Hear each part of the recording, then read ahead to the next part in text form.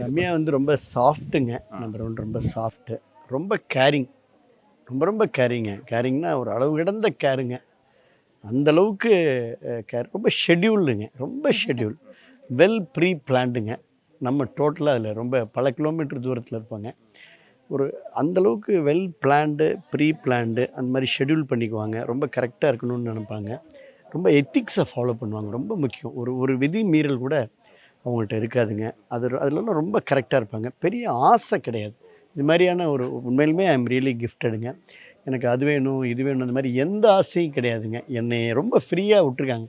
உங்களுக்கு என்ன தோணும்? உங்களுக்கு தொகுதிக்கு போனால் நீங்கள் ஹாப்பியாவீங்க. போங்க தொகுதிக்கு. போய் சந்தோஷமா இருங்க.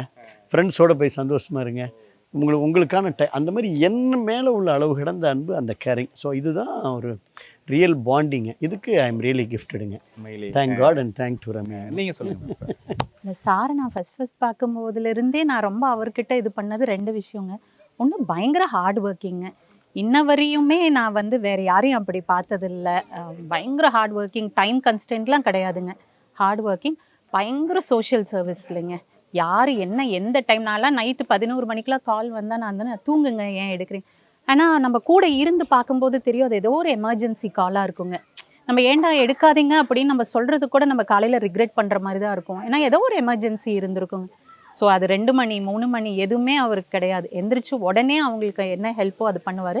இது 2ம் எனக்கு அவங்க கிட்ட ரொம்ப பிடிக்குங்க. மேம் நீங்கள் சொல்லுங்கள் சார், பாடுவாரா இல்லை ஏதாச்சும் சின்ன முணுமுணுக்கிறதா இருக்கும்? இல்லை, அசம்பிளிலெல்லாம் அவர் வந்து அந்த பழைய பாட்டெல்லாம் கொஞ்சம் பாடுவாங்க. 2-3 வரியெல்லாம் பாடுவாங்க. அம்மா எல்லாம் கூட அதை ரசித்து சிரிச்சிருக்காங்க. அதே நான் பார்த்துருக்கேன். பாடுங்க சார். இல்லை, அசம்பிளியில் அம்மா புரட்சித்தலை அம்மாக்கா நிறைய பாடியிருக்கிறேன். நல்ல கவிதைகள் சொல்லியிருக்கிறேன். நல்ல கதைகள் சொல்லியிருக்கிறேன். ஃபேமிலிக்காக பாடணுன்னா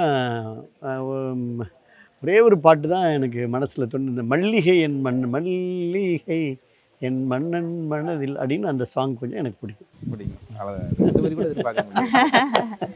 எங்களுக்குமே வந்து இப்போ ரொம்ப பிடிச்ச விஷயம் என்னென்னா, நீங்கள் இப்போ உங்களுக்கு அடுத்த ஒரு மீட்டிங் இருக்குது, அதெல்லாம் அவாய்ட் பண்ணிவிட்டு மக்களோட மக்களாக அது மாதிரி அதையும் வெளியில் இது மாதிரி தவிர்க்க முடியாமல், இங்கேயும் வந்து தவிர்க்க முடியாமல் நிறைய விஷயங்கள் அப்படிங்கிறத தொடர்ந்து ஓடிக்கிட்டே இருக்கீங்க, பயணம் பண்ணிக்கிட்டே இருக்கீங்க. இன்றைக்கி வந்து ஒரு நாள் அப்படிங்கிறது எங்கள் கூட இன்றைக்கி பயணம் பண்ணியிருக்கீங்க. இதுவே உங்களுக்கு பெரிய ஒரு நிறைய பேர் மிஸ் பண்ண ஒரு எண்ணத்தை தோன்றிருக்கும் அப்படின்னு நினைக்கிறேன். 2 பேரும் பார்க்கும்போது ரொம்ப சந்தோஷமாக இருக்குது. ஒரு எளிய முறையில் இந்த அளவுக்கு எந்த ஒரு ஆடம்பரமும் இல்லாமல் மக்களோட மக்களாக பயணிக்கிறீங்க. உங்களுடைய கருத்துக்களை பயந்து கொண்டமைக்கு ரொம்ப நன்றி மேம். கடினமான உழைப்பு சரியான பாதையில் போகிறப்ப நிச்சயமாக ஒரு நாள் நம்ம இலக்கை அடைவோம். அதில் எந்த மாற்றம் இல்லை. கடின உழைப்பு, விடாமுயற்சி, வெற்றி அதில் இருக்கும்.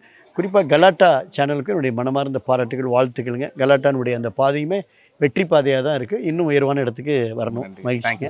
எல்லாருக்கும் என்னுடைய இனிய பொங்கல் நல்வாழ்த்துக்களுங்க. ஹாப்பி. நம்ம பொங்கல் நம்ம ஜல்லிக்கட்டு. ஜல்லிக்கட்டை பாருங்க கடைசியாக பொங்கல். ஆமாம், நம்ம பொங்கல் நம்ம ஜல்லிக்கட்டு. சந்தோஷம்.